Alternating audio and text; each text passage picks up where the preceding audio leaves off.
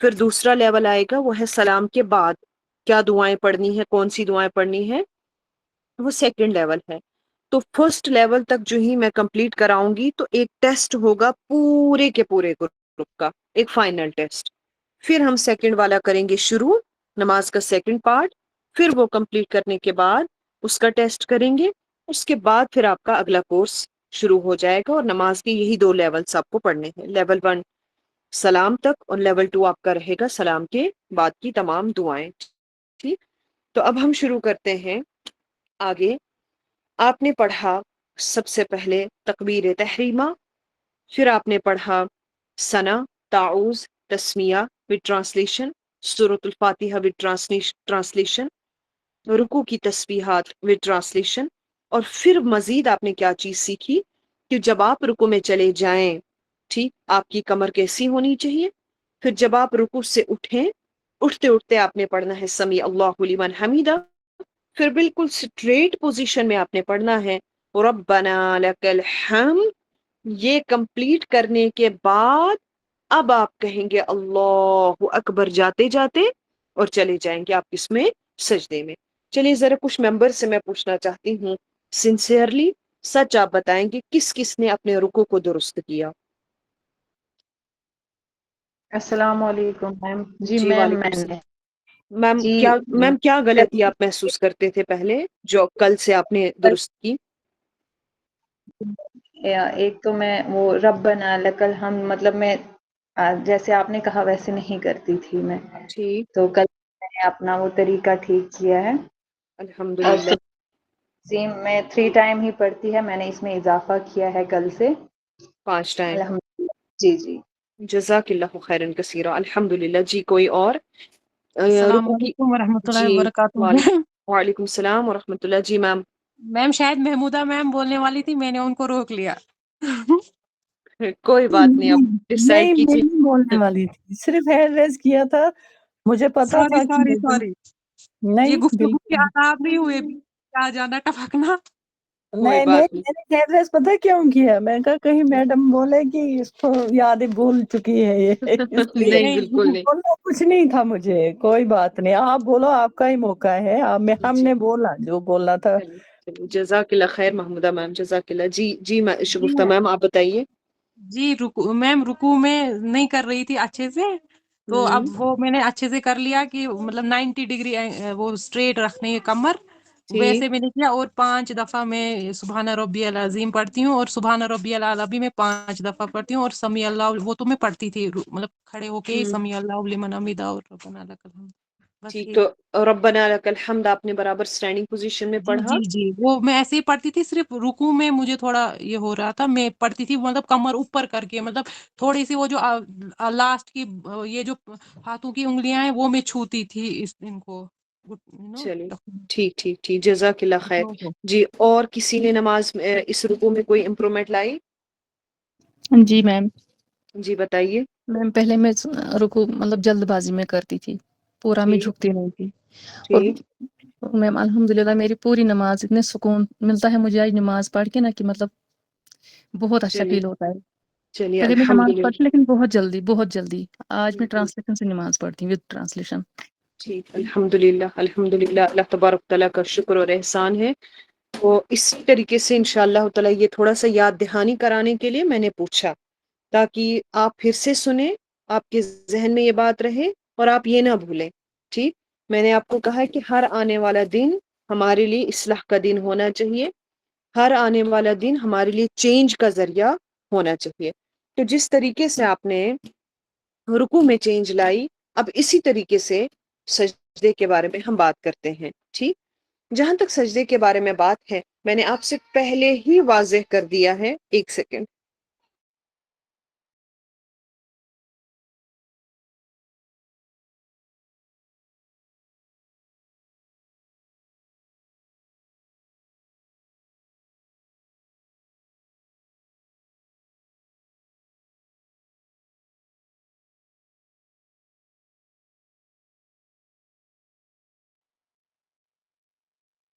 بسم اللہ الرحمن الرحیم۔ تو میں آپ سے کہہ رہی تھی जिस तरीके से आपने अपने रुकू में चेंज लाई, लेकिन वो कहना ज़रूरी था। जहाँ तक सजदे की बात है, तो मैंने पहले ही वाज़ेह कर दिया है कि इस मामले में इख्तिलाफ़ी मसाइल आप मुझसे नहीं पूछेंगे, ठीक? तो मैं आपसे कह रही हूँ कि आप अपने तरीके से देखिए, आप ढूँढिए क्या सही है, क्या गलत है। लेकिन मेरे प्लेटफ़ॉर्म से इस मामले में कतई कोई लड़ाई, झगड़ा, आपसी इख्तिलाफ़ात की कोई तालीम नहीं मिलेगी, ठीक? और ये भी एक शैतानी हमला है कि मुसलमान आपस में लड़े, आपस में इख्तिलाफ़ करें, ठीक? ये हमने तफ़सीर में पढ़ा है, सूरतुन नास की तफ़सीर में कि शैतान का एक बहुत बड़ा हरबा होता है कि वो मुसलमानों को एक-दूसरे के खिलाफ़ करके मैं सही हूँ, आप गलत हैं, आप गलत हैं, मैं सही हूँ, इस तरीके की सोच डलवा कर वो मुसलमानों को असल राह से हटा देता है। लिहाज़ा मैं शैतान की ये सोच समझकर भरपूर इस कोशिश में हूँ कि हमारे प्लेटफ़ॉर्म से कतई ऐसी कोई लड़ाई, ऐसा कोई झगड़ा नहीं होगा। हम एक ऐसा काफ़िला बने कि हम जमाअत खड़ी हो जाएँ, हम मिलकर इंशाअल्लाह ताला अपनी भी इस्लाह करें और माशरे से बुराइयों को दूर करने की कोशिश करें। और मैं उम्मीद करती हूँ कि सब में अल्हम्दुलिल्लाह अल्लाह के फ़ज़ल और अल्लाह के करम से बच्चे तो अलग, बच्चियाँ तो अलग, ख़वातीन तो अलग, अल्लाह रब्बुल आलमीन ने एक ऐसा काफ़िला मुझे अता फ़रमाया है, जो अल्हम्दुलिल्लाह मेरी इस सोच पर लब्बैक कह रहा है और हम मिल-जुल कर इस मिशन को आगे बढ़ाएँगे, जहाँ पर आप भी अपने ज़हन में ये बात रखेंगे। अब जहाँ तक सजदे की बात है, सजदे की जितनी भी ज़रूरी चीज़ हैं, वो सबसे पहले मैं आपके सामने वाज़ेह कर देती हूँ, ठीक? आप सब जानते हैं कि मैंने कल ही आपसे कहा कि नमाज के अंदर रुकू और सुजूद अल्लाह रब्बुल आलमीन के करीब जाने के रुकन हैं। जहाँ तक सजदे की बात है, ज़्यादा करीब करने वाला पार्ट है नमाज का, सबसे ज़्यादा करीब करने वाला पार्ट, जहाँ पर एक इंसान अपने हाथों पर ज़मीन पर गिरा देता है, जहाँ पर एक इंसान अपने माथे को और अपनी नाक को ज़मीन पर लगा देता है और फिर कहता है सुबहाना, पाक है तेरी ज़ात, रब्बिया ऐ मेरे रब, सुबहाना रब्बिया ऐ मेरे रब तेरी ज़ात पाक है। किस चीज़ से पाक है? तमाम अयूब से पाक है, तमाम ऐबों से पाक है, तेरी ज़ात मुनज़्ज़ा है, तेरी ज़ात ऐसी है जैसी कोई नहीं। और फिर साथ में ऐड करते हैं हम अल आला, बड़ी शान वाली तेरी ज़ात है। तेरी ज़ात न सिर्फ पाक है बल्कि ऐसी पाक ज़ात जो सबसे आला है, सबसे बढ़कर है। तो अपने अल्फाज पर ज़रा गौर कीजिएगा। आप सजदे में गिरकर कह रहे हैं कि सुबहान रब्बियल आला, तो सिर्फ न कहिए बल्कि इसको अपने दिल से मानिए। अपने दिल से ये अल्फाज निकालिए और कहिए अपने दिल से कि हकीकतन मेरे रब से बढ़कर कोई नहीं है, कोई नहीं है। मेरी औलाद नहीं, मेरे माँ-बाप नहीं, मेरी दौलत नहीं, मेरी प्रॉपर्टी नहीं, मेरा जिस्म नहीं, मेरे जिस्म का कोई अंग नहीं, मेरी इस पूरी दुनिया में जो कुछ मुझे अज़ीज़ लगता है वो सब एक तरफ, तो दूसरी तरफ आप ज़ुबान से अल्फ़ाज़ निकालिए क्या? सुब्हान रब्बियल आला। और आप सजदे में ये अल्फाज कह रहे हैं, तो मैंने आपसे क्या कहा? सजदा नमाज के अंदर सबसे ज़्यादा करीबी वाली फीलिंग्स आपको दिलाएगा। सबसे ज़्यादा करीब बंदा सजदे में अपने रब्बुल आलमीन के साथ होता है। बहुत करीब, इतना करीब कि मैं हूँ, मेरा रब है और कोई नहीं है। आपकी तन्हाई और उस तन्हाई में बस आप हैं और आपका रब है। सजदे में ऐसी फीलिंग्स होनी चाहिए। जब आपके सुजूद में ऐसी फीलिंग्स आ जाए, तो यकीनन वो सजदे सजदे होंगे और सलाम फेरने के बाद ये महसूस होगा कि मैंने आज सजदा किया। आज तक मैंने सजदा नहीं किया। मेरा माथा तो झुका लेकिन मेरा दिल कभी नहीं झुका। इसमें अल्लामा इकबाल रहमतुल्लाहि अलैह का बड़ा प्यारा वो शेर है, मुझे एग्ज़ैक्ट याद नहीं, महमूदा मैम अगर आप याद दिला दें वो जो तू जो क्या है वो सर बसजदा हुआ ज़मीन पर, तेरा दिल है सनम आशिना, कुछ ऐसा ही। किसी को याद है? किसी को याद है ये शेर?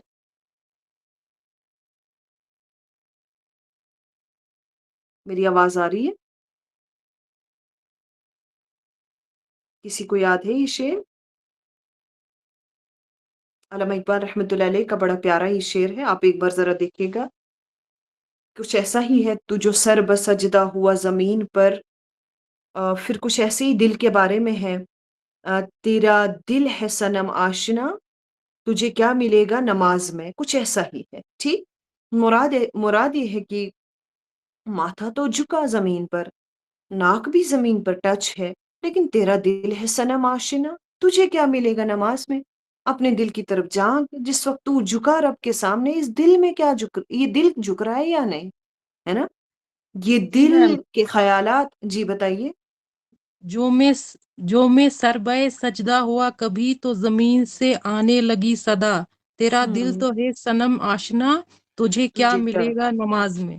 ماشاء اللہ کتنی اچھی تفسیر ہے، کتنی اچھی ایکسپلینیشن علامہ اقبال رحمۃ اللہ علیہ نے اس سجدے کی ہے کہ میرا اور آپ کا سجدہ یہی ہے. جھکتے تو ہیں، جسم جھکتا تو ہے، لیکن جس کو جھکنا چاہے وہ نہیں جھکتا، وہ اپنے بت خانے میں مست ہے. صنم، یہ جو دل ہے، بتوں کا بتوں کا گھرانہ ہے. ہم اپنے دل کو پاک نہیں کر پاتے ہیں، اور بت کئی طریقے کے ہیں. نفرتیں ہیں، بغض ہیں، عداوتیں ہیں، کینہ ہے اس دل میں، دنیا کی محبت ہے. بہت ساری چیزیں ہیں جو دلوں کے بت کہلاتے ہیں، ہے نا. انہیں ہم چھوڑتے نہیں اور کر رہے ہیں سجدے. تو قبولیت والے سجدے کیسے ہیں؟ جہاں پر ہم ان تمام چیزوں کو ایک طرف کر دیں اور اس وقت صرف ایک فیلنگ ہو. وہ فیلنگ کیا ہے کہ اے رب، نہ صرف میرا جسم جھکا ہے، میرا دل بھی اس وقت تیرے سامنے حاضر ہے، یہ تیرے پاس ہے، تیرے لیے دھڑک رہا ہے. میری زبان ہی صرف نہیں کہہ رہی ہے کہ سبحان ربی العالی، میری ایک ایک دھڑکن کہہ رہی ہے سبحان ربی العالی.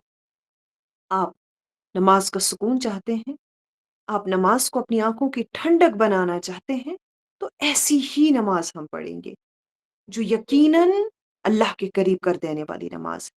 اور جب بات آ جائے سجدے کی، تو اس سجدے کی پوزیشن پر بھی ذرا غور کرتے ہیں. ایک بار سوچئے ذرا کہ ہم اپنے سجدے میں 8 اعضاء کو زمین پر لگا دیتے ہیں، ٹھیک. اور ان 8 اعضاء میں سے ہمارے 2 ہاتھ، گھٹنے 2 ہو گئے 4، ماتھا 5، ناک 6، اور ہمارے پیر 2 ہو گئے 7 اور 8. یہ 8 اعضاء زمین سے ٹچ نہ ہوں تو سجدہ قبولیت والا سجدہ ہی نہیں ہے. اور اگر سجدہ نہ ہوا تو نماز کیسے ہوگی؟ چلیے، آپ ان 8 اعضاء کو زمین کے ساتھ ٹچ تو کرتے تھے، لیکن ایک بار ذرا سوچئے کہ یہ 8 اعضاء زمین پر ٹچ کرنے کی وجہ کیا ہو سکتی ہے؟ اب وجہ تو اسلام نہیں بتاتا ہے، لیکن اپنے دماغ سے بھی سوچنا ہے کیا لاجک ہو سکتا ہے. سب سے پہلے یہ بازو، یہ طاقتور ہاتھ، سب سے پہلے ہم سرنڈر کرتے ہیں نماز میں، اس سجدے میں سرنڈر کرتے ہیں رب العالمین کے سامنے. میری طاقت تیری طاقت کے سامنے کچھ نہیں، میں کچھ بھی نہیں. میں اپنے ہاتھوں کو تیرے سامنے جھکا دیتا ہوں. پھر ہم اپنا ماتھا اور اپنی ناک اس زمین پر ڈال دیتے ہیں. اور جہاں تک میرا فہم ہے، میں غلط بھی ہو سکتی ہوں، لیکن یہ میرا فہم ہے کہ ماتھا، جسے ہم اپنا نصیب سمجھتے ہیں کیونکہ جب بھی کچھ غلط ہوتا ہے تو آپ کا ہاتھ سیدھے آپ کے ماتھے پر اٹھتا ہوگا، ماتھے پر مارتے ہوں گے، ٹھیک. گویا کہ ماتھے کو اپنی نصیب کی علامت سمجھتے ہیں. تو گویا کہ ہم اپنا نصیب اپنے رب کے سامنے ڈال دیتے ہیں. میرا فہم ہے، میں یہ سمجھتی ہوں اور اپنے اسٹوڈنٹ سے بھی کہتی ہوں، با نصیب ہونا ہے تو پھر اپنے ماتھے کو جتنا ہو سکتا ہے رب کے سامنے جھکائیے. بلند ہونا ہے تو جتنا ہو سکتا ہے اپنے ماتھے کو اپنے رب کے سامنے ڈال دیجئے. بد نصیب ہے وہ انسان کہ جو اپنا ماتھا اپنے رب کے سامنے نہ جھکائے، جیسے کہ ابلیس. سب سے پہلے ابلیس نے، ابھی ہم اس سے پہلے بھی کلاس میں ٹاپک یہی پڑھ رہے تھے، آدم علیہ السلام کی تخلیق کا ٹاپک ہم پڑھ رہے ہیں، اور اس میں بھی ہم نے یہی پڑھا کہ شیطان کے بارے میں ابلیس نے کس چیز سے انکار کر دیا، وہ ہے سجدہ. سوچنے والی بات ہے کہ اس نے کس چیز سے انکار کر دیا؟ سجدے سے. کہ میں یہ ماتھا، میں یہ ناک آدم کے سامنے ڈال دوں. پھر میں ایک اور چیز اس میں سمجھتی ہوں، میرا فہم ہے، غلط بھی ہو سکتا ہے، لیکن جہاں تک مجھے لگتا ہے کہ بالکل صحیح ہے، آدم نے صرف ابلیس نے آدم علیہ السلام کے سامنے سجدہ کرنے سے انکار کیا، حکم تھا اللہ کا، حکم الہی تھا، لیکن سجدہ آدم کے سامنے کرنا تھا علیہ الصلاۃ والسلام، اس کو یہ پنشمنٹ ملی کہ رب العالمین نے اس کو ریجیکٹ کیا، محروم کیا۔ پھر میری اور آپ کی بات ذرا کرتے ہیں، ہمارے گھروں کی بات کرتے ہیں، ہم نہ صرف حکم الہی کا انکار کر رہے ہیں، ہمارے گھروں سے نہ صرف حکم الہی پامال ہو رہا ہے، بلکہ اس حکم الہی میں سجدے کا انکار ہو رہا ہے۔ یہ ذرا آپ سوچیں اس بات پر کہ ابلیس کا یہ حال ہوا، اس نے اللہ کے سامنے سجدہ کرنے سے انکار نہیں کیا، اس نے آدم کے سامنے سجدہ کرنے سے انکار کیا، حالانکہ وہ تب تک اللہ کا مطیع اور اللہ کا فرما بردار تھا، بادشاہ تھا، بڑا عالم تھا، بڑی عزت تھی، بڑی تکریم تھی اس کی کہ فرشتوں کی مجالس میں بیٹھا کرتا تھا۔ حکم الہی کو چھوڑ دیا تو ریجیکشن مل گئی، جہنم اس کا ٹھکانہ بن گیا۔ تو نماز کے معاملے میں ڈریے، خوف کیجیے، جتنی بھی مائیں ہیں اسٹرکٹس کیجیے، لیکن اپنی اولاد کو ان سجود کا انکار کرتے ہوئے دیکھنا پسند مت کیجیے۔ کچھ بھی کیجیے، آپ کے ہاتھوں میں کوشش ہے، اور آپ کے ہاتھوں میں ایک بڑا ہتھیار ہے، وہ دعا ہے۔ رب سے دل سے مانگیے، ربی اجعلنی مقیم الصلاۃ، اے رب مجھے بنا دے نمازوں کا پابند کرنے والا، وذریتی، اور میری اولاد کو بھی نماز کا پابند بنا دے۔ اپنی کوشش جاری، مگر رب سے دعا مانگے، رب سے کنٹینیوسلی یہ بات مانگے کہ اے رب مجھے کچھ نہیں چاہیے، بن جائے ان کی دنیا جتنی ان کو ضرورت ہے، مگر اے رب ان کو مقیم الصلاۃ بنا دے، ان کو اولاد صالح بنا دے، میرے اہل و عیال کو نماز کا پابند بنا دے۔ اور یہ تمام دعائیں ابراہیم علیہ السلام نے کی ہیں اور ہمیں سکھائی ہیں، آپ وہ چیک کر سکتے